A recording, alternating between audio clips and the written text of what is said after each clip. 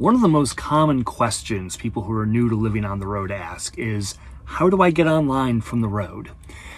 I just gave a presentation at the Rubber Tramp Rendezvous on this very subject, and I'm here to present that information to you as well.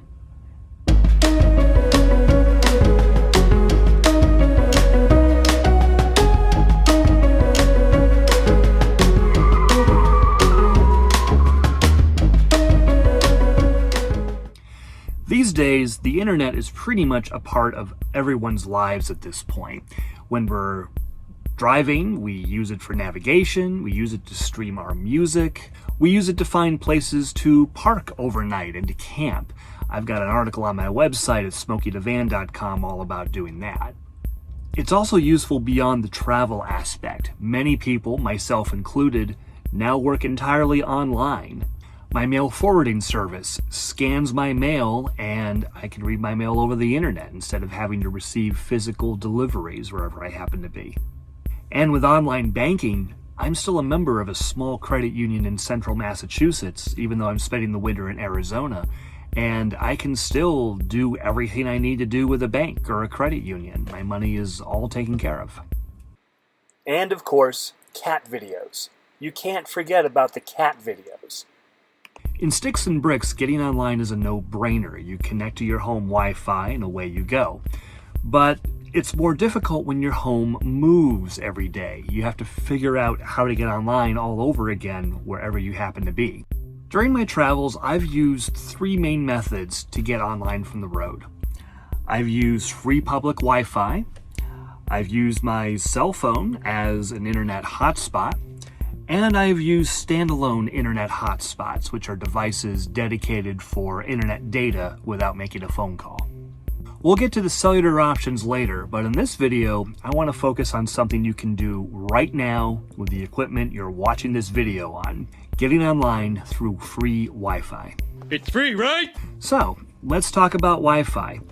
When your device connects to the Wi-Fi network, it's connecting to a router, which looks something like this. It's a physical device in the building or dwelling you happen to be in that either has a physical connection to the internet, like through a cable modem, or is getting you online through other means.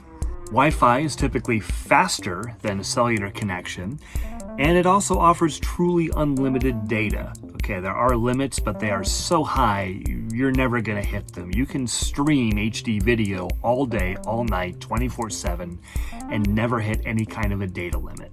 So why don't we just use Wi-Fi all the time? Because it's extremely short range. In my old house, my Wi-Fi network, as delivered, didn't even cover the entire house.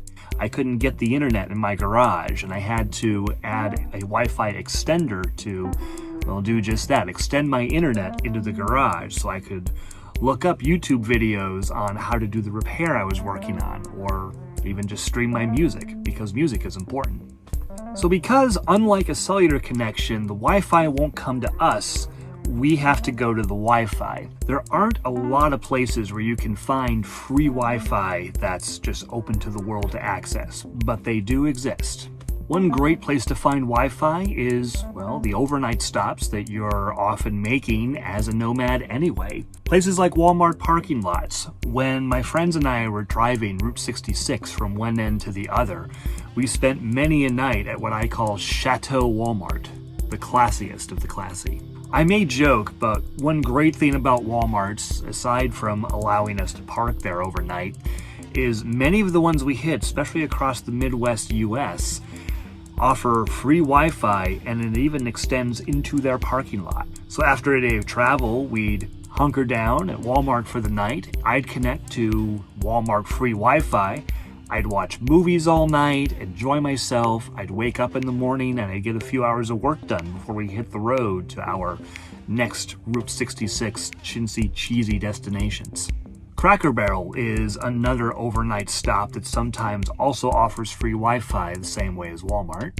And even the health clubs we're often stopping at to shower, like Planet Fitness, Anytime Fitness, places like that, will often also offer Wi-Fi to their members.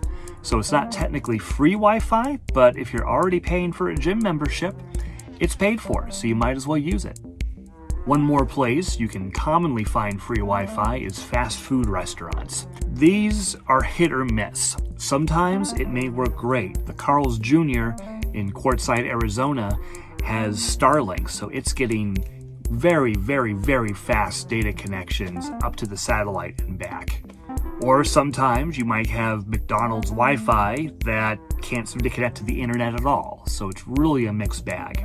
If you do find yourself in that situation, unfortunately, you can't really expect the people working at McDonald's to know how to go and fix their Wi-Fi. They're there to serve you fast food. They don't know anything about the IT stuff. They don't know computers. It's not their job to maintain the Wi-Fi. So more than likely, you're going to be out of luck and have to find somewhere else where it works. One place that is more likely to work would be a coffee shop. I'm talking about your Dunkin' Donuts, your Starbucks or whatever. Although I prefer the small independent coffee shops. They're more likely to actually have working internet. And it's just a friendlier environment. I like giving the small local businesses, well, my business. Whichever coffee shop you go to, they're generally more reliable than your typical fast food restaurant. The reputation of coffee shops is to invite people in to grab a cup of coffee and then sit down and do their work or their art or whatever it is they're doing online. So they keep the internet working pretty well there. One awesome and underappreciated resource for many things is the local library. Most libraries not only offer Wi-Fi that you can get on with your device.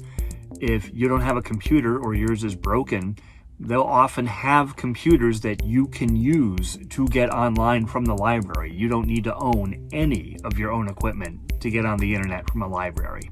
Plus, libraries have other equipment that you may not have in your van. For example, when I was getting my Florida residency taken care of, I needed to print out some forms to bring to the tax collector's office. I don't have a printer in my van. Where am I going to fit one in here? I just don't have the space for it. So I went to the public library in Bushnell, Florida. I spent maybe 30 cents printing out some documents, and there I was, not only online, but also printing out the documents I needed. Now, in small towns, libraries may be open at strange hours because they have limited staffing, but that doesn't necessarily mean their Wi-Fi is going to shut down. If you can park next to the library, you may be able to connect to their Wi-Fi from the comfort of your own vehicle.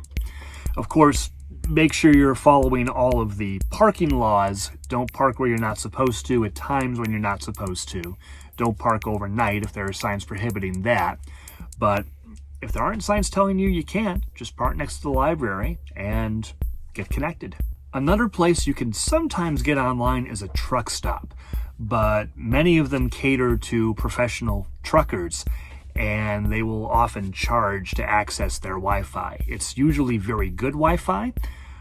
The truckers' companies are usually the ones paying that bill, so the truck stops are going to take that money for all it's worth. If you're in a pinch, you can use it and it'll work, but it's not the greatest option for free Wi-Fi anymore. Some highway rest areas may offer free Wi-Fi, and even entire towns and cities may offer a free Wi-Fi network citywide. When we were doing Route 66, we stopped in Pontiac, Illinois to check out a bunch of things. And I noticed signs there that were all about the free Wi-Fi throughout Pontiac, Illinois. It gave instructions on how to connect and everything.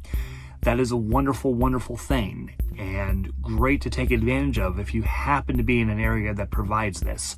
I haven't seen this too many places, but there are some towns out there that do this, so they may be worth looking up and visiting if you need to get online from the road. One final option is your existing cable modem or DSL service. When I was back in my apartment, I had Xfinity as my cable provider, and with my Xfinity login, I was able to connect to any Xfinity Wi-Fi network.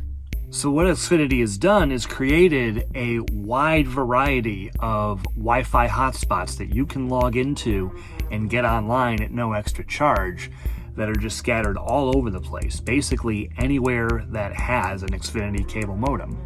I've used these to great success at times. When My ex and I went to Hampton Beach.